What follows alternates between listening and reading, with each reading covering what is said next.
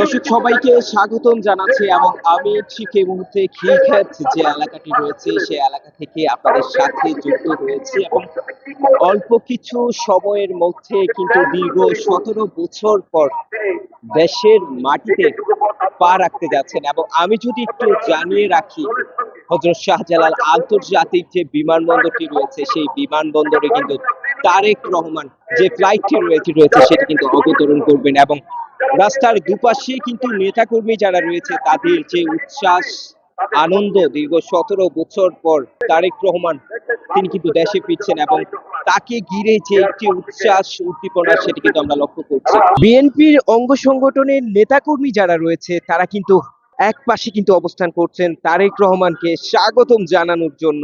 দীর্ঘ 17 বছর ধরে যার অপেক্ষায় ছিলেন যে নেতাকর্মীরা তারা কিন্তু রাস্তার এক পাশে অবস্থান করছেন তারেক রহমানের জন্য কখন আসবে এবং তাকে ঘিরে নিরাপত্তার যে একটি জোরদার সেটিও কিন্তু আমরা লক্ষ্য করছি।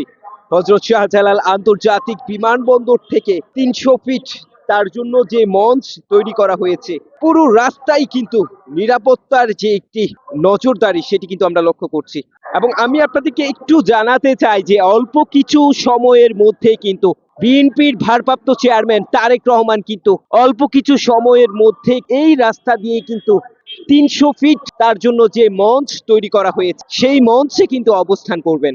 সেই চিত্রটি আপনাদেরকে দেখানোর চেষ্টা করছি, সঙ্গে রয়েছে আমি ফারহাদ। তারেক রহমানের সঙ্গে একই ফ্লাইটে দেশে ফিরছেন তার সহধর্মিণী ডক্টর জুবাইদা রহমান এবং কন্যা ব্যারিস্টার জাইমা রহমান।